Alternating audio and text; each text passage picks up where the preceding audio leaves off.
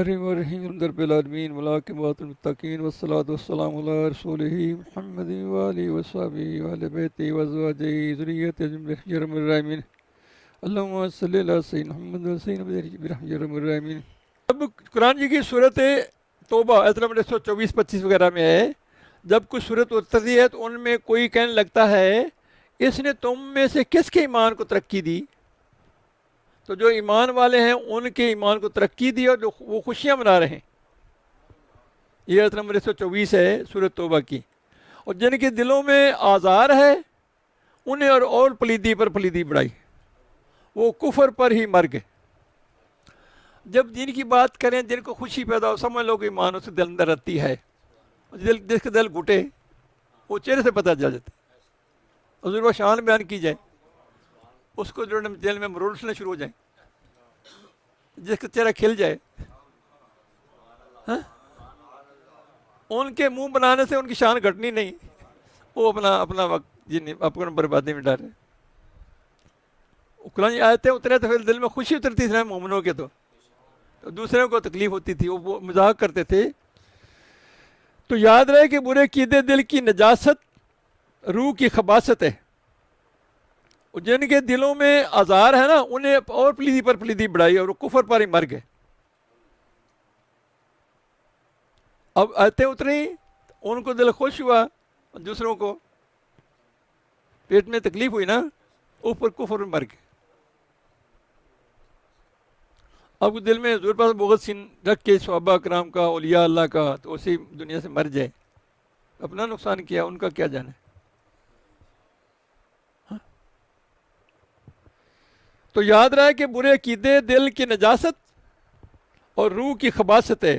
جس دل میں نبی سے دعوت ہو، کفر قرآن مجید سے نفرت ہو، تو خطرہ ہے کہ کفر پر اس کا خاتمہ، نبی سے دعوت ہو اور قرآن جی سے نفرت ہو تو خطرہ ہے کہ کفر پر ہوگا۔ نفاق و کفر دونوں دل کی بیماریاں ہیں، نفاق و کفر دونوں دل کی بیماریاں ہیں، روح کو گندگی کرنے والی چیزیں ہیں۔ ہماری روح ہے نا، ہمارے ربی سے ہے نا، ہمارے پاس امانت ہے نا، واپس جانی ہے نا، روح نکل جانی، مردہ کلانا ہے نا، روح ہے تو زندگی ہے نا، بولو صحیح یار۔ نفاق و کفر دونوں دل کی بیماری ہیں۔ اگر نفاق ہو یا کفر دل میں ہو، بیماری ہوگا، بندہ بیمار ہو گیا نا، روحانی جسمانی طور پہ، روحانی طور پہ۔ روح کو گندی کرنے والی چیزیں ہیں کون؟ نفاق اور کفر۔ دل بادشاہ ہے، باقی چیزیں رعایا۔ دل صحیح تو سب کچھ صحیح، دل گندا تو سب کچھ گندا۔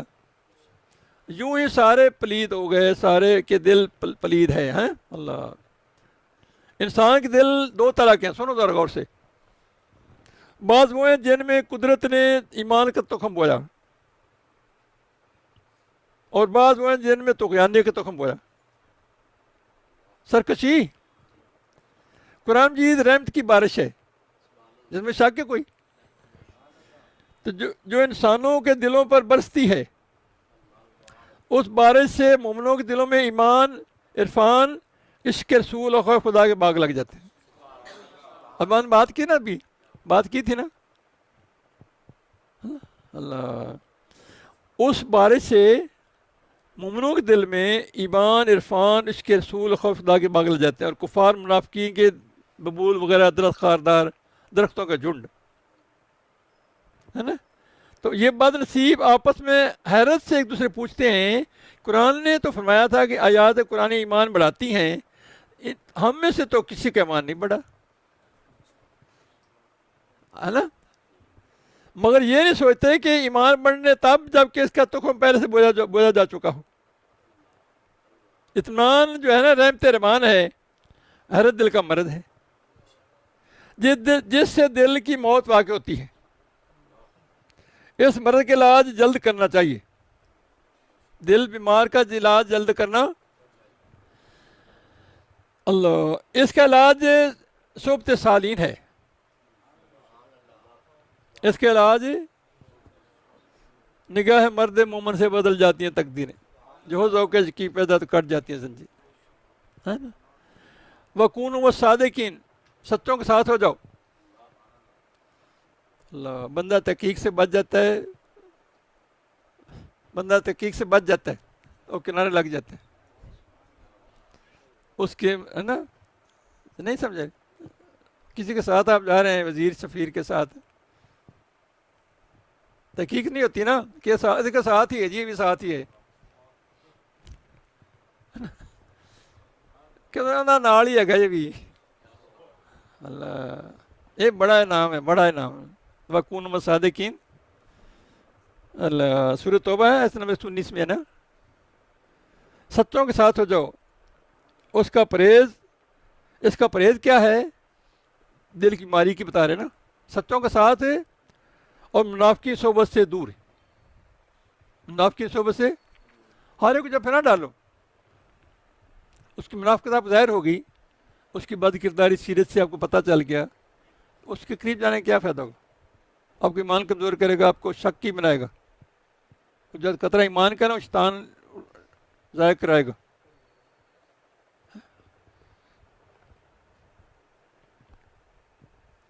یہ قرآن جی نفس المایا کہ قرآن کریم عظیم، اس قرآن عظیم کے ذریعے رب تعالیٰ بہت بعض کو گرائے گا، بعض کو اٹھائے گا۔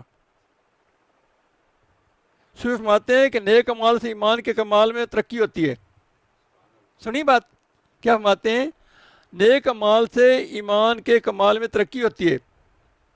حضرت ابو صدیق رضی اللہ عنہ دوستوں سے کہتے تھے کہ او ایمان بڑھائیں، او ایمان بڑھائیں۔ علی شیر خدا فرماتے تھے ایمان سے دل میں سفیدی اور چمک پیدا ہوتی ہے۔ آج ایمان کی بات ہو رہی ہے،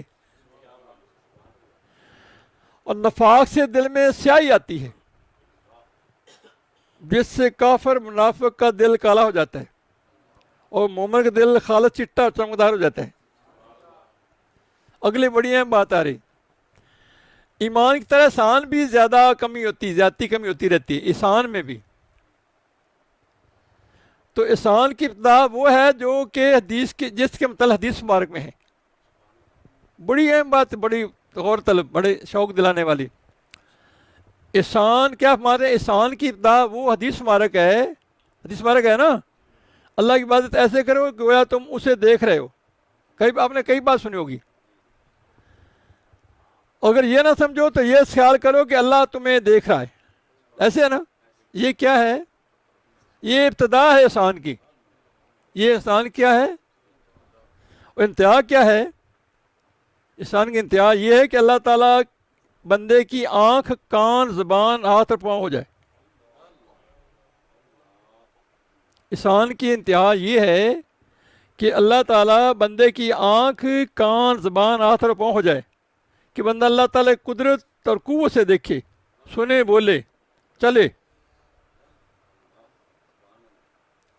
کام کا مدار دل پر ہے، کام کا مدار ہے نا، ایمان لاؤ، اچھا عمل کرو، تو اس کا مدار کس پر ہے؟ اگر دل حق تعالیٰ کے غیر میں گرفتار ہے تو خراب ہے اور ابتر ہے، صرف ظاہری اعمال اور رسمی باتوں سے کچھ نہ بنے گا۔ اللہ، اخلاص کی حقیقت کے بغیر فنا مصور نہیں ہوتی، کہ میں فنا فی اللہ ہو جاؤں، بقا باللہ مجھے مل جائے۔ جب اخلاص نہ ہوگا تو کیا ہوگا؟ کچھ بھی نہیں ہوگا۔ آپ سمجھ آ رہی ہے؟ آپ کو سب کو سمجھ نہیں آ رہی، کچھ کو تو آ رہی۔ اللہ